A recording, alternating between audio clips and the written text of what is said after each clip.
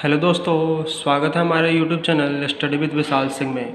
और जैसा कि आपको पता होगा, हमारे यहाँ यूपी बोर्ड 10वीं मीडियम का जो हिंदी का सिलेबस है वो कराया जाता है हमारे यूट्यूब चैनल पे। और अभी तक आपने जैसे लेक्चर में देखा होगा कि जितने भी वीडियो डाले गए हैं सारे मैथ्स के डाले गए हैं। मैथ्स यानी कि गणित के।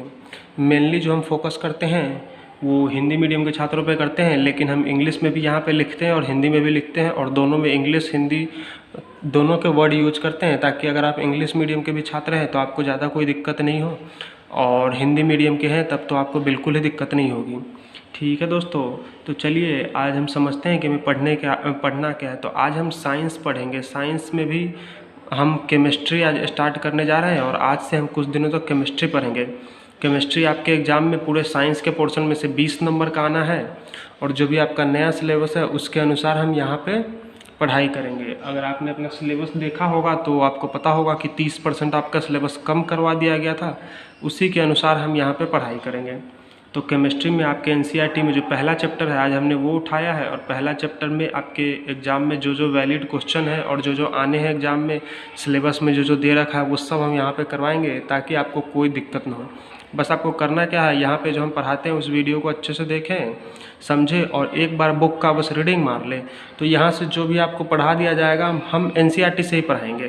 क्वेश्चन बाद में कराएंगे, जो एग्ज़ाम में क्वेश्चन आ रखे हैं उन सबको तो कराएंगे, लेकिन अभी एनसीईआरटी से पढ़ाते हैं, ताकि आपको एनसीईआरटी अगर खुद से भी रीडिंग डालते हैं तो बहुत अच्छे से समझ में आएगा, आपको समझने में कोई दिक्कत नहीं होगा। तो चलिए चलते हैं अपने आज के पहले टॉपिक पे, केमिस्ट्री में। और आज का केमिस्ट्री का हमारा पहला टॉपिक है, उसका नाम है रासायनिक समीकरण।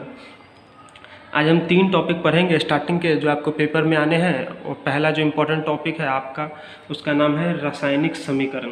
तो पहले तो हमें समझना होगा कि रासायनिक समीकरण होता क्या है, इसका हिंदी मीडियम क्या मीनिंग क्या होता है, इंग्लिश मीनिंग क्या होता है, और एक्चुअली ये होता क्या है। तो वो समझने से पहले हम एक एग्जाम्पल समझते हैं, और फिर तभी हम इस रासायनिक समीकरण को समझ पाएंगे, क्योंकि साइंस में सबसे इम्पोर्टेंट होता है एग्जाम्पल समझना। तो दोस्तों, जैसा कि आप अपने किताब में देखेंगे उसमें लिखा हुआ है पहला लाइन कि एक मैग्नीशियम रिबन है, उसको हम ऑक्सीजन के मतलब क्या बोलते हैं, ऑक्सीजन के प्रेजेंट में जलाया गया है। जैसे कि यहाँ पे एक मैग्नीशियम रिबन है, उसको हमने ऑक्सीजन के प्रेजेंस मतलब ऑक्सीजन की उपस्थिति में हमने जलाया है, तो मैग्नीशियम ऑक्साइड बना है। इसको बोलते हैं दोस्तों मैग्नीशियम ऑक्साइड।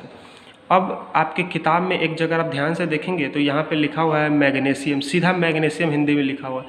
यहाँ पे लिखा हुआ है ऑक्सीजन, सीधा हिंदी में। यहाँ पे लिखा हुआ मैग्नीशियम ऑक्साइड, सीधा हिंदी में। अब सबसे पहले हमें समझना होगा कि रासायनिक जो इस समीकरण है इसका यूज क्यों आया हमारे लाइफ में, ये हमारे लिए आया क्यों। हम तो सीधे मैग्नीशियम को मैग्नीशियम हिंदी में लिख सकते हैं, ऑक्सीजन को सीधे हिंदी में ऑक्सीजन लिख सकते हैं। तो दोस्तों, ये जो हम मैग्नीशियम और ऑक्सीजन को हिंदी में ना लिख के इसको सरल और छोटा भाग में बनाने के लिए हम इसको सिंबल से रिप्रेजेंट करते हैं। जैसे कि मैग्नीशियम को Mg लिखेंगे, ऑक्सीजन को O2 लिखेंगे, मैग्नीशियम ऑक्साइड को MgO लिखेंगे। इसी को हम रासायनिक समीकरण बोलते हैं। क्या है कि रासायनिक अभिक्रिया का जो विवरण बहुत लंबा हो जाता है, ठीक है दोस्तों, इसीलिए हम इसको संक्षिप्त रूप से इस प्रकार लिखते हैं, और उसी को हम क्या बोलते हैं, रासायनिक समीकरण। फिर से आप एक बार समझें, रासायनिक अभिक्रिया का जो विवरण है अगर हम इस तरह लिखें मैग्नीशियम ऑक्सीजन हिंदी में, तो बहुत लंबा हो जाता है लिखने में, ठीक है। तो उसको हम संक्षिप्त रूप से लिखने के लिए हम रासायनिक समीकरण का यूज करते हैं, और यही रासायनिक समीकरण आप यहाँ पे देख पा रहे होंगे। तो ये एग्जाम्पल किसका है, ये एग्जाम्पल एक तरह से है कि एक मैग्नीशियम है, मैग्नीशियम आप रिबन कह ले या कुछ भी कह ले, उसको आप ऑक्सीजन के प्रेजेंस में जलाए हैं, और आपका जो रिजल्ट निकल के आया है वो मैग्नीशियम ऑक्साइड आया है। अब यहाँ पे एरो, ये रासायनिक समीकरण तो आपको समझ में आ गया। समीकरण क्या है कि दो आपके पास एक मैग्नीशियम है, ऑक्सीजन है, बीच में प्लस लगा हुआ है, इधर ये एक एरो लगा हुआ है। इन सब का मतलब मैं भी समझाता हूँ दोस्तों। ये एरो की जो लेफ्ट हैंड साइड है इसको हम बोलते हैं LHS। एरो के जो लेफ्ट हैंड साइड है इसको बोलते हैं LHS, और एरो के राइट हैंड साइड है इसको बोलते हैं RHS। LHS यानी कि लेफ्ट हैंड साइड, और RHS यानी कि राइट हैंड साइड। अब हम समझते हैं कि लेफ्ट हैंड साइड में जो हमारे दे रखा है उसको क्या बोलते हैं, राइट हैंड साइड में जो दे रखा है एरो के उसको क्या बोलते हैं। दोस्तों, ये जो एरो है इसके लेफ्ट हैंड साइड में जितना भी चीज़ दे रखा होगा, जितना भी चीज़ होगा उसको हम बोलेंगे अभिकारक। इसको हम बोलेंगे क्या, अभिकारक। हिंदी में अभिकारक बोलेंगे और इंग्लिश में बोलेंगे रिएक्टेंट। तो दोनों चीज़ आप समझ लें कि एरो के लेफ्ट हैंड साइड यानी कि बाएं साइड में जो चीज़ दे रखा होगा उसको हम बोलेंगे अभिकारक हिंदी में, और इंग्लिश में बोलेंगे रिएक्टेंट। और ये एरो हुआ, एरो के दाहिने साइड मतलब कि राइट हैंड साइड जो भी दे रखा होगा उसको हम बोलेंगे उत्पाद, और इंग्लिश में बोलेंगे उसी चीज़ को प्रोडक्ट। मतलब जो इधर बन के आया उसको हम बोलेंगे उत्पाद। उत्पाद यानी कि उत्पादन टाइप से जो उत्पादन हो के आया, उत्पाद हो के आया उसको हम बोलेंगे, ये जो MGO है ये आपका हुआ उत्पाद। और इधर एरो के लेफ्ट हैंड साइड में जो भी चीज़ दे रखा है उसको हम क्या बोलेंगे, रिएक्टेंट। रिएक्टेंट और हिंदी में इसको क्या बोलते हैं, अभिकारक। तो ये तो आपका पहला टॉपिक था रासायनिक समीकरण। समीकरण कहने का मतलब हमने इस तरह जो इक्वेशन बना के एक तरह से लिखा है एरो डाल के प्लस डाल के, इसी को हम बोलते हैं समीकरण। अब अगला चीज़ जो हमें समझना है कि संतुलित रासायनिक समीकरण क्या होता है और इसके महत्व क्या होते हैं, ये हमको समझना होगा सबसे पहले। तो अब हम क्या देखेंगे, अगला टॉपिक जो हम देखेंगे वो देखेंगे संतुलित रासायनिक समीकरण क्या होता है। तो इसके लिए आपको एक थ्योरी पता होना चाहिए जो अपने 9th क्लास में भी पढ़ा होगा, जिसको इंग्लिश में बोलते हैं matter can neither be created nor be destroyed. इसी चीज़ को हम हिंदी में बोले तो इसका मतलब होता है, इंग्लिश में एक बार फिर से सुन ले आप, matter can neither be created nor be destroyed. कहने का ये मतलब मैटर जितना पहले था उतना ही बनने के बाद होता है। कहने का मतलब हिंदी में समझे कि जो द्रव्यमान होता है आपका, न तो निर्माण होता है न विनाश होता है।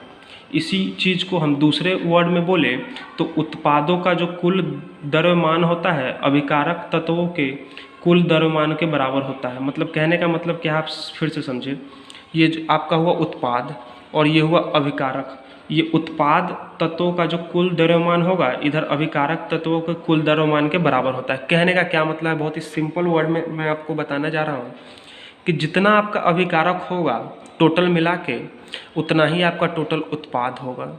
या फिर आप ये कह सकते हैं कि जितना आपका रिएक्टेंट होगा उतना ही आपका प्रोडक्ट होगा। मतलब जितना द्रव्यमान अभिकारक का होगा उतना ही द्रव्यमान किसका होगा, उत्पाद का होगा।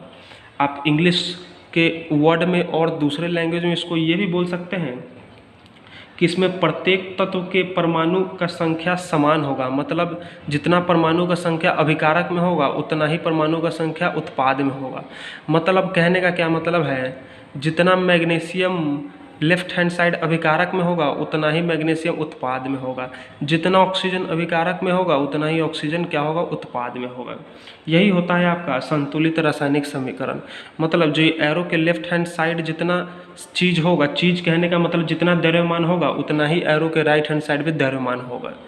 और इसको आप परमाणु की संख्या की बात करें तो लेफ्ट हैंड साइड जितना परमाणु की संख्या होगी टोटल मिलाकर उतना ही परमाणु का संख्या लेफ्ट हैंड साइड और राइट हैंड साइड बराबर होगा। इसी को हम कहते हैं कि संतुलित रासायनिक समीकरण। अब ये सिर्फ समझाने से काम नहीं चलेगा, सबसे इम्पोर्टेंट होता है आपका इसको इक्वेशन समझना, और आप किसी भी इक्वेशन को संतुलित कैसे बना सकते हैं। संतुलित कहने का मतलब इंग्लिश में बात करें तो बैलेंस्ड इक्वेशन कैसे बता सकते हैं, ये आपके एग्ज़ाम में आना है। और एग्ज़ाम में ये पूछते हैं कि आपको कोई भी एक समीकरण दे दिया, कोई भी इक्वेशन दे दिया और उसको आपको बोलेंगे बैलेंस बनाने के लिए। अब हम समझते हैं कि बैलेंस्ड केमिकल इक्वेशन क्या होता है या फिर संतुलित रासायनिक समीकरण जिसको हम हिंदी में बोलते हैं वो क्या होता है, और उसको हम बैलेंस करेंगे तो करेंगे कैसे, ये हम समझते हैं कि एग्जाम्पल के थ्रू जो आपकी किताब में दे रखा है और उसको हम बहुत ही बढ़िया तरीके से समझाएंगे। तो चलिए चलते हैं अपने आज के पहले क्वेश्चन पे। और ये क्वेश्चन आप देखेंगे तो आपकी किताब में यही सेम टू सेम क्वेश्चन दे रखा है और आपके एग्जाम में भी ये क्वेश्चन पूछ रखा है कि एक समीकरण दे रखा है, पहले तो बताइए कि ये संतुलित है कि नहीं। संतुलित कहने का मतलब बैलेंस है कि नहीं है। तो पहले हम ये पता करेंगे है या नहीं, उसके बाद अगर नहीं है तो हम इसको संतुलित बनाएंगे। तो पहले हम पता करते हैं संतुलित है कि नहीं। अब सबसे पहले मैं आपको इक्वेशन देखना समझाता हूँ तब आप समझ पाएंगे। ये लिखा हुआ Fe को हिंदी में बोलते हैं लोहा, मतलब कि, और इंग्लिश में बोलते हैं आयरन। इसको आप आयरन बोले या लोहा बोले। Fe मतलब क्या होता है, Fe मतलब मैं यहाँ पे लिख देता हूँ, Fe मतलब होता है लोहा। लोहा को शॉर्ट फॉर्म में हम क्या लिखते हैं, Fe, और इंग्लिश में क्या बोलते हैं, आयरन। यहाँ पे H और H के नीचे लगा हुआ 2, ये लिखा हुआ H2O पूरा में लिखा हुआ है। जब 2 लगा हुआ दोस्तों आप ध्यान से देखेंगे ये H के साथ लगा होता है ना कि O के साथ, ठीक है। अब आप जब भी देखेंगे तो इस चीज़ का ध्यान रखिए, जब 2 लगा हुआ है H के साथ लगा हुआ है, O के साथ नहीं। अब यहाँ आप एरो के इधर आएँ तो Fe लिखा हुआ है। Fe मतलब फिर से क्या होगा, लोहा। लोहा को क्या बोलते हैं, आयरन। और इस आयरन में 3 लगा हुआ है, मतलब कि ये जो लोहा का संख्या यहाँ पे दे रखा है, मतलब इसमें जो इसका परमाणुओं की संख्या दे रखी है 3 दे रखी है। यहाँ पे ओ यानी कि ऑक्सीजन, ऑक्सीजन कितना दे रखा है 4। यहाँ पे H यानी कि हाइड्रोजन, हाइड्रोजन कितना दे रखा है 2। तो इस तरह इस नंबर को समझना है। पहले तो मैंने आपको ये इक्वेशन देखना बताया, समीकरण देखना बताया कि समीकरण को देखते कैसे। यहाँ पे आयरन, अब हमें पता करना है सबसे पहले जो ये आपका समीकरण दे रखा है ये संतुलित है कि नहीं है। तो सबसे पहले तो आप देखें, लोहा है, लोहा यानी कि आयरन जो दे रखा है, इधर इसके परमाणुओं की संख्या कितनी है 1, इधर कुछ भी नहीं लगा है, इसका मतलब क्या होगा 1, और इधर कितना है 3, मतलब कि ये बैलेंस नहीं है। क्यों? क्योंकि जितना इस एरो के लेफ्ट हैंड साइड होना चाहिए था बाएं साइड में, उतना ही एरो के दाएं साइड में होना चाहिए, लेकिन ऐसा नहीं है। दाएं साइड में आयरन की संख्या 3 है और बाएं साइड में आयरन की संख्या 1 है। तो हमें पहले ही पता चल गया कि ये जो समीकरण दे रखा है ये बैलेंस नहीं है, संतुलित नहीं है। तो हमें क्या करना है, अब संतुलित बनाना है। तो चलिए संतुलित बनाने के लिए हम अपना पहला स्टेप लेते हैं, और स्टेप क्या है वो जैसा आपका किताब में दे रखा था उसी तरह से हम सॉल्व करेंगे। अपना कोई भी दिमाग नहीं लगाएंगे और एग्जाम में इसी तरह से सॉल्व करके आएंगे और पूरा का पूरा नंबर लेंगे। यकीन मानिए दोस्तों, अगर आप ये अच्छे से वीडियो देखते हैं तो लाइफ में आपको कभी भी ये जो समीकरण है संतुलित समीकरण, इसके कोई भी क्वेश्चन में आपको कभी भी दिक्कत नहीं होगा। तो चलिए चलते हैं अपने पहले स्टेप में। पहला स्टेप क्या करना है, आपको इस इक्वेशन को लिखना है। तो आप लिख दीजिए Fe plus H2O arrow Fe के नीचे 3O4 प्लस H2, जैसा दे रखा था वैसा ही हमने पहला इक्वेशन जैसे दे रखा था वैसे ही लिख दिया। अब पहले इक्वेशन में पहले जो स्टेप में क्या करना है, आपको इसमें डब्बा लगा देना है, सबको एक डब्बे में बंद कर देना है। ये आपकी किताब में दे रखा था इसलिए मैं कर रहा हूँ, बाकी इसके करने का कोई विशेष मतलब नहीं होता है। इसीलिए मेन क्या है, आपको आंसर पे पहुँचना है कैसे सॉल्व करके, और परमाणुओं का संख्या लेफ्ट हैंड साइड और राइट हैंड साइड बराबर करना है। तो चलिए ये तो हमारा होगा स्टेप 1। अब स्टेप 2 हमें क्या करना है, स्टेप 2 में देखते हैं हमें क्या करना है। स्टेप 2 हमें समझना है कि इसमें करना क्या है। स्टेप 2 में आप क्या करिए, एक डब्बा बनाइए LHS, एक डब्बा बनाइए RHS, और एक बीच में लाइन दे दीजिए ऐसे। इधर लिखिए जो भी आपका दे रखा है, जैसे कि यहाँ पे क्या दे रखा है, आयरन दे रखा है, तो इसको लिख दीजिए Fe।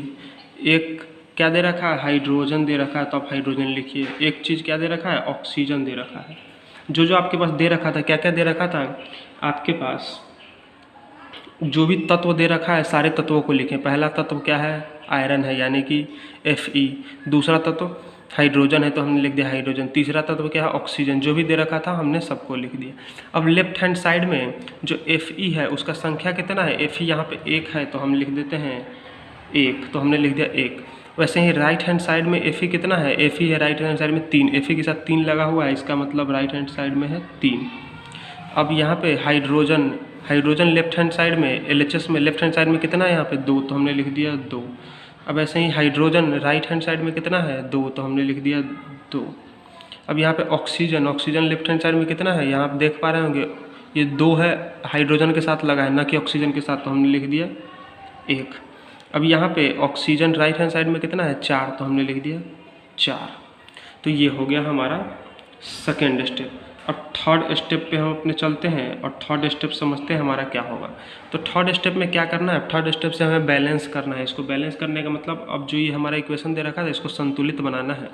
तो थर्ड स्टेप में हम क्या करते हैं, बैलेंस करना स्टार्ट करते हैं। और बैलेंस कैसे करेंगे, जो भी तत्व आपका, जितने भी तत्व इसमें दे रखे हैं, इसमें जिस तत्व का संख्या सबसे ज़्यादा है उसको आप सबसे पहले उठाएं। सबसे पहले उठाने का मतलब आपको समझना होगा कि जैसे यहाँ पे ऑक्सीजन है, ऑक्सीजन यहाँ पे 4 दे रखा है, और आयरन 3 है, हाइड्रोजन 2 है। यहाँ भी आप सब जगह चेक कर ले, तो जो भी तत्व में सबसे ज़्यादा नंबर लगा हुआ है, मतलब जिसकी संख्या सबसे ज़्यादा है, आप उसको पहले बैलेंस करें। तो आप ध्यान से देखेंगे ऑक्सीजन 4 सबसे ज़्यादा दे रखा है, और 4 से ज़्यादा कोई नंबर नहीं है। आयरन भी है तो 3 है, हाइड्रोजन भी है तो 2 है, लेकिन ऑक्सीजन सबसे ज़्यादा 4। तो पहले हम ऑक्सीजन को बैलेंस करेंगे। तो हम क्या करते हैं, पहले स्टेप में ऑक्सीजन को बैलेंस करेंगे। तो हम पहले अपनी इक्वेशन को लिखते हैं Fe plus H2O plus Fe3O4 plus H2। तो हमने क्या बोला कि ऑक्सीजन का संख्या सबसे ज़्यादा है, तो हम क्या करेंगे, पहले ऑक्सीजन को बैलेंस करेंगे। तो अब ध्यान से देखेंगे, इधर हमारे पास ऑक्सीजन कितना है, इधर हमारे पास ऑक्सीजन है 4 राइट हैंड साइड में RHS में, और LHS में हमारे पास कितना है दोस्तों, LHS में ऑक्सीजन कितना है 1, इधर कितना है 1। तो हम क्या कर सकते हैं, बराबर करने के लिए RHS में इधर मतलब कि इधर हो गया RHS, इधर ऑक्सीजन कितना है 4 और इधर कितना ऑक्सीजन 1। तो हम क्या करेंगे, इन दोनों को 4 और 1 को बराबर करने के लिए क्या करेंगे, इधर को 4 से गुना कर देंगे तो हमारा आ जाएगा बराबर। तो हम क्या करेंगे, जो हमारे LHS में जो है उसको 4 से गुना कर देंगे। तो यहाँ पे ऑक्सीजन है 4, यहाँ पे 1 है, तो हम 1 को 4 बनाने के लिए क्या करेंगे, यहाँ पे 4 से गुना कर देंगे। तो हमने यहाँ पे 4 से गुना कर दिए। अब 4 से हम जो गुना करते हैं तो बाहर गुना करेंगे दोस्तों, यहाँ पे नहीं गुना करेंगे, बाहर गुना करेंगे, इसके इस पूरे के बाहर गुना हुआ। ठीक है, तो पहले आप एक चीज़ समझ ले, अगर यहाँ पे मान लीजिए ऐसे लिखा हुआ 4H2O यहाँ पे लिखा हुआ, तो अब आपसे कोई हाइड्रोजन का संख्या पूछे तो हाइड्रोजन कितना हो जाएगा, 2 पहले से था और 4 अब और आ गया है, तो ये दोनों क्या हो जाता है, गुना हो जाता है। ठीक है दोस्तों, तो ये आपके पास गुना हो जाता है, तो इस चीज़ को आपको समझना होगा।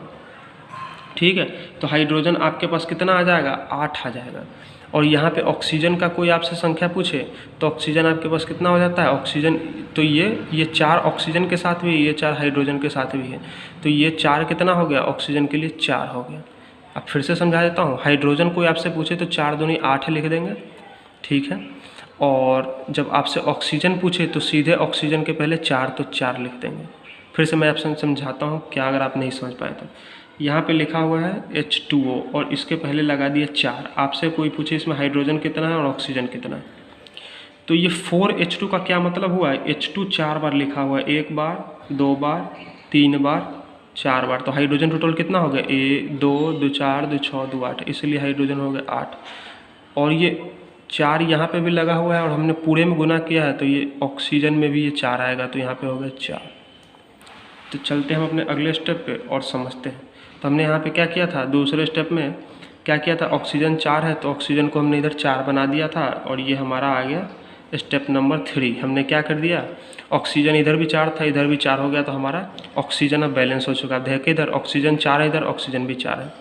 अब आप हाइड्रोजन को ध्यान से देखें। अब दूसरे वाले स्टेप में हमारे पास क्या क्या बचेगा बैलेंस करने के लिए, आयरन। आयरन मतलब कि Fe यानी कि लोहा इधर 1 है, इधर 3 है।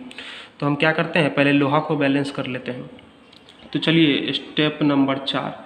अब आपके पास देखेंगे 3 चीज़ था, एक तो आयरन था, एक हाइड्रोजन था, एक ऑक्सीजन था। तो आप ऑक्सीजन को तो बैलेंस कर चुके हैं, आपको अब हाइड्रोजन को करना है। हाइड्रोजन इधर 8 है, हाइड्रोजन इधर 2 है, तो आपको हाइड्रोजन को करना है और आयरन को भी करना है। तो आप हाइड्रोजन और आयरन में से पहले किसी भी चीज़ को बैलेंस कर सकते हैं। तो चलिए चलते हैं अपने इक्वेशन के। Fe जैसे दे रखा है वैसे लिख देते हैं इसको, कॉमा Fe3O4 प्लस H2। तो हम क्या करते हैं, पहले आयरन को बैलेंस करते हैं। इधर आयरन दिख रहा है 3 और इधर दिख रहा है 1। अब क्या करते हैं, इधर आप देखेंगे LHS और RHS, यहाँ पे हम लिखते हैं आयरन। इधर LHS में आयरन कितना है 1 और RHS में आयरन कितना है 3। तो हमें 1 इधर दिख रहा है 3 इधर दिख रहा है, मतलब हमें क्या करने पड़ेगा, इसको 3 से गुना करना पड़ेगा लेफ्ट हैंड साइड वाले को। तो हम वही चीज़ यहाँ पे करेंगे, यहाँ जो आयरन दे रखा है उसको हम 3 से गुना कर देंगे। तो ये हमारा आ गया आयरन इधर भी 3, आयरन इधर भी 3, तो हमारा आयरन भी बैलेंस हो गया। ऑक्सीजन हमने बैलेंस कर रखा, ऑक्सीजन 4 है, इधर भी ऑक्सीजन 4 है ये। अब हमारे पास क्या बच गया बैलेंस करने के लिए, हाइड्रोजन। हाइड्रोजन यहाँ पे 2 है, हाइड्रोजन यहाँ पे कितना है 8 है। तो चलिए हम चलते हैं स्टेप नंबर 5 और अपने आखिरी स्टेप में और समझते हैं इसको कैसे सॉल्व। जो जैसे दे रखा है वैसे ही आप इसको लिख दे, 3Fe प्लस 4H2O। जो आपने अभी यहाँ पे इक्वेशन बनाया है उसको लिखेंगे, Fe3O4 प्लस H2। अब यहाँ पे हाइड्रोजन कितना है, पहले तो लिखा है LHS और इधर लिखे RHS। यहाँ पे हाइड्रोजन कितना है 2, नहीं सॉरी ये है LHS। LHS में हाइड्रोजन कितना है आपका 2 चौका 8 और RHS में हाइड्रोजन कितना है 2। तो आप क्या कर सकते हैं, 2 और 8 को बराबर बनाने के लिए क्या कर सकते हैं, RHS में आप 4 से गुना कर सकते हैं। तो वही चीज़ हम यहाँ पे करेंगे, RHS में इस बार गुना करना है, वो भी कितना 4 से। तो हम यहाँ पे जो RHS दिख रहा है इसको यहाँ पे मैं लाल पेन से लिख देता हूँ ताकि आपको समझने में आसानी रहे। यहाँ पे हम 4 से गुना कर देंगे, 4 से गुना कर देते हैं। तो ये हमारा आ गया फाइनल स्टेप और यही आपका हो गया दोस्तों आंसर। अब आप फिर से एक बार सब चीज़ों को मिला लें। यहाँ आप क्या लिखें LHS, यहाँ आप क्या लिखें RHS। जो भी आपके पास धातु दे रखा था, एक तो आयरन दे रखा था, एक हाइड्रोजन दे रखा था, एक ऑक्सीजन दे रखा था, मिला ले कि जो भी आपने आंसर निकाला है ये सही निकाला है कि नहीं। लेफ्ट हैंड साइड में आयरन कितना है 3, तो आप लिख दे 3। राइट हैंड साइड में आयरन कितना है 3, तो आप लिख दे 3। लेफ्ट हैंड साइड में हाइड्रोजन कितना है 4 दूनी 8, तो हम लिख दे 8। राइट हैंड साइड में हाइड्रोजन कितना है 4 दूनी 8, तो ये हो गया 8। लेफ्ट हैंड साइड में ऑक्सीजन कितना है 4, तो ये लिख दे 4। राइट हैंड साइड में ऑक्सीजन कितना है 4। और आप यहाँ ध्यान से देखेंगे तो जो भी आपका LHS है वही RHS के बराबर आ गया, मतलब आयरन जितना लेफ्ट हैंड साइड में था उतना ही राइट साइड में आ गया। इससे आपका क्या समझ में आता है, जो भी आपने बैलेंस इक्वेशन बनाया हो बिल्कुल सही है। तो चलिए दोस्तों, आशा करता हूँ ये वीडियो आपको बहुत अच्छा लगा होगा और ज़रूर आप समझ गए होंगे। अगर आपको वीडियो अच्छा लगता है तो लाइक करें, कमेंट करें, दोस्तों के साथ शेयर करें। और अगर आपको ये वीडियो जो ये बैलेंस इक्वेशन है समीकरण वाले समझने में दिक्कत आए तो 1-2 बार देखें ताकि आप ज़्यादा से ज़्यादा अच्छे से समझ पाएँ। चलिए मिलते हैं आपसे अगली वीडियो में, और अपने दोस्तों के साथ ये वीडियो ज़रूर शेयर करें और वीडियो को ज़रूर 1-2 बार देखें ताकि आपको ये जो बैलेंस समीकरण है, संतुलित रासायनिक समीकरण है, ज़रूर आपको समझ में आएगा। तो करना क्या है आपको, बस ज़्यादा से ज़्यादा प्रैक्टिस करनी है। इसी क्वेश्चन जो ये इक्वेशन दे रखा है इसी को आप 2-3 बार कर ले, आप समझ जाएंगे। चलिए मिलते हैं आपसे अगली वीडियो।